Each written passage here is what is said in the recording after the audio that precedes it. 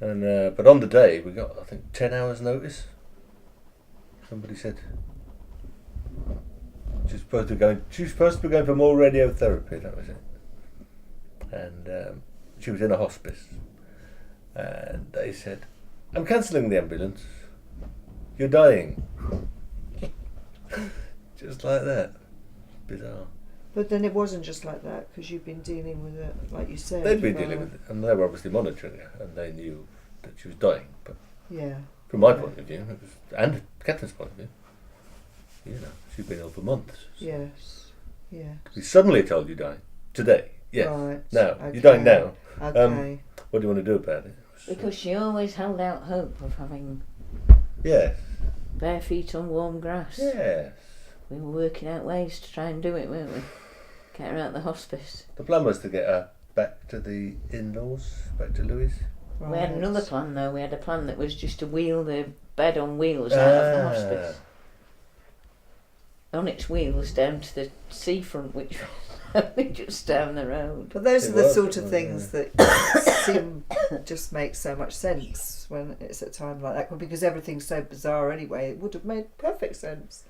Wheel Catherine out on her bed and get her down there. So yeah, she died in the hospice, and then I can't remember much actually. I was totally distraught. The following morning, all the children gathered all the flowers and stuck them in the earth. That's right, you did. They were doing How that. many funerals do the kids get to play on the grave Yeah, the whole no. morning? Yeah, Just yeah. bond like that. Yeah, no, that was lovely. Yeah, yeah.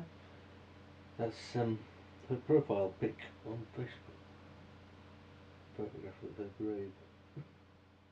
That's what the kids have.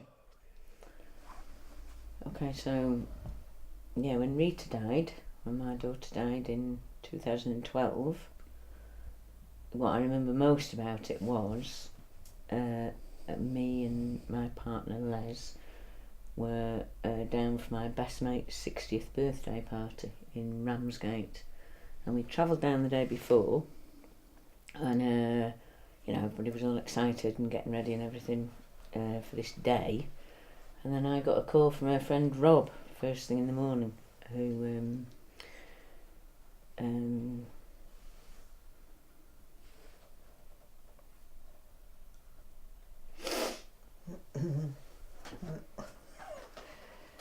carry on. Okay. Anyway, so we were all excited about this party, and then Rob phoned, and she was travelling in Bolivia with her friend. She just met up with her friend, and there was a coach crash. They'd been on a night coach, going to play cowboys on some horses in somewhere in Bolivia, and they'd been travelling on a night coach with some crazy Bolivian driver who was driving like a nutcase, and the roads in Bolivia are just very bad roads with very steep sides, and the coach came half off the mountain and was kind of hanging off, is my understanding of it. Yeah. Anyway, in terms of effective, just needed to be on my own. Yeah. A lot. Which I never used to particularly crave being at all. No. Yeah.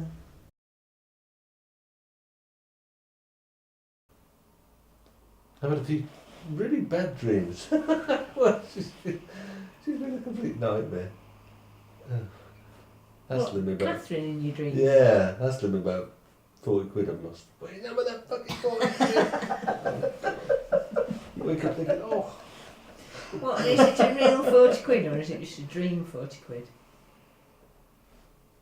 It's a dream 40 quid. Yeah, Imaginary 40 yeah, quid. yeah, She's giving me grief about it. Yeah, Right. yeah. She's giving me grief about 40 quid that doesn't exist. And then I wake up feeling really guilty for having dreamt it. But then a lot of my marriage was like that. Yeah. It wasn't a bed of roses. No.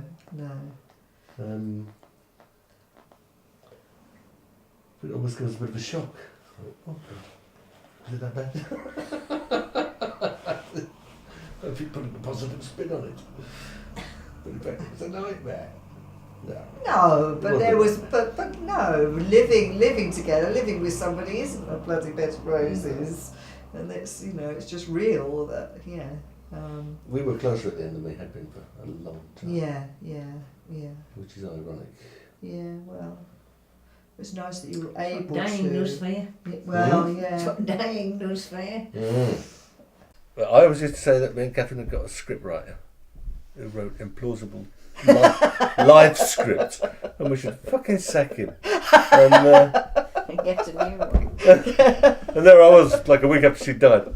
But, yeah, implausible script continues. It's like, oh my god, it's just me. It's just me.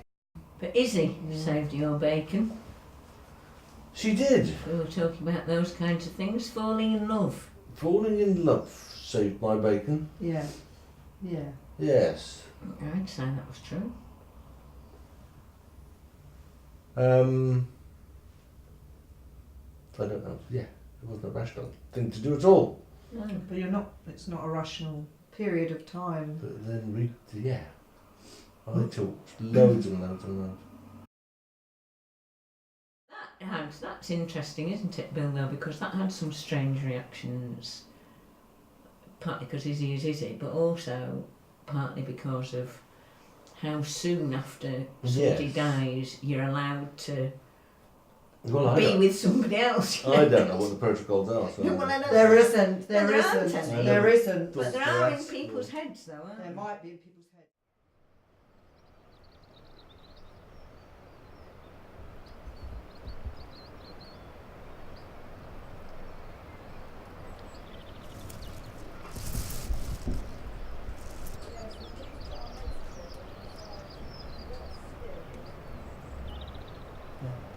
Yeah. Bob's hot thing was different in that it was that one of those things where I didn't know he was going to die either, sort of thing. He had pneumonia, and then we went into hospital and they discovered he had cancer, and he just wanted to come home to die. But it was that thing of, because I was nursing him, just me and him, we were sort of a bit in denial because we didn't really want to talk about that, and I was just nursing him, but it was very intense. It was just me and him. Well, Kyle was around. He, you know, but yeah. And then the other thing was that I'd found out that, well, basically he died peacefully. It was very intense.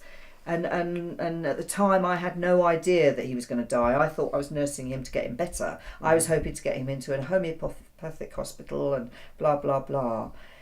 But what happened was that it was a Friday night and we'd been trying lots of homeopathic remedies, and I was in touch with Eric, a close friend, and I would phone him and say, okay, I'd tell him how everything was going. He was a doctor, homeopathic doctor. I'd tell him how everything was going and stuff like that. And it was Friday night.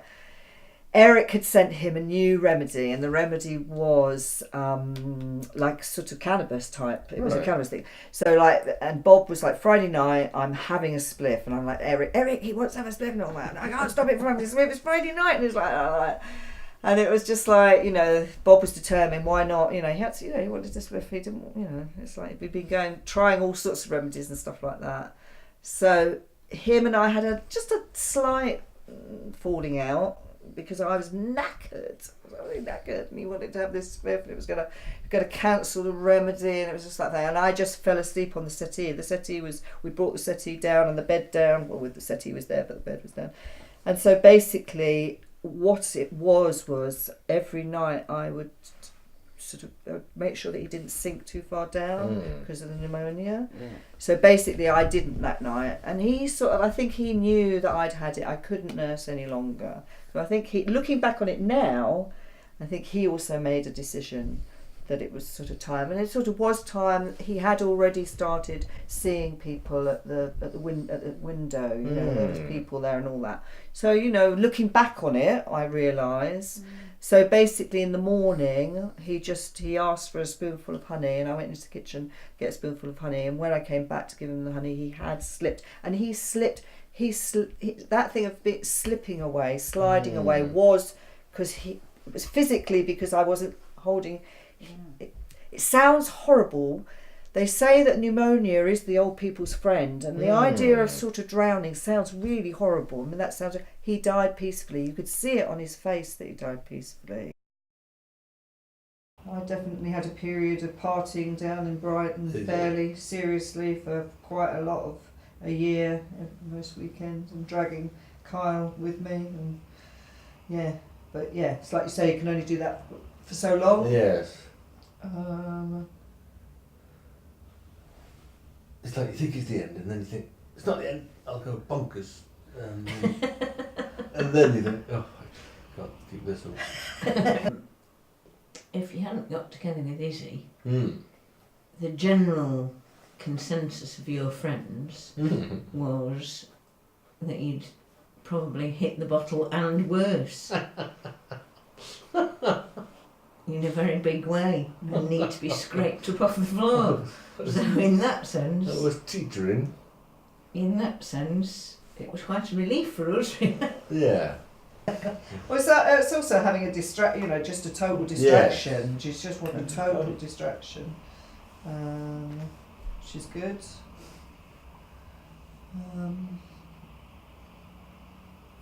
And now, it's all right. I went back to work. You were bound on to because being back at work was better than being at home. Right. How bad is that? No, it's quite common. Quite common. I think the best thing to do is not to give them any advice, and to just let them do whatever they need to do, because I think that people do things very differently. Yes. And expectations of people are the thing that create, upset, trauma. Yeah. Whereas actually, if you just let people do whatever they need to do, because some people are very religious, aren't they? And some people like to be around a lot of people, and want to be alone. And some people might seem to be harming themselves slightly during that period, but that's just how they're dealing with it, and I suppose that's just, by, nothing, just by doing things to excess, because when it's very raw, sometimes you've just got to get out. You need distraction, you need to get away from thinking about it for a bit, and if that means being a little bit over the top in any way. Then totally contradicting advice. Say that again? I could give two. Yeah, that's okay, go on then. Totally contradicting bits of advice. Go on then. Which is, don't hold back, basically. Don't hold back. Let it all hang out. Yeah. Tears, laughter, whatever comes up. Yeah. And what's the contradictory bit? What's the contradicting bit? I don't know. Keep it all in. Keep it all in. No problem. Don't talk to anybody about it. And no, I think, yes, let it all hang out, basically. Yeah. And if that means getting horribly drunk and making an ass of yourself, then so be it. Yeah. Do you still like that after 2 years? Yeah, give yourself seek medical attention. Yeah, but give yourself a good amount of time to be absolutely just not particularly able to function. Yes. And acceptance of that's how you're going to be, or But everybody's an individual. Everybody finds their way of coping. But yeah. Excellent.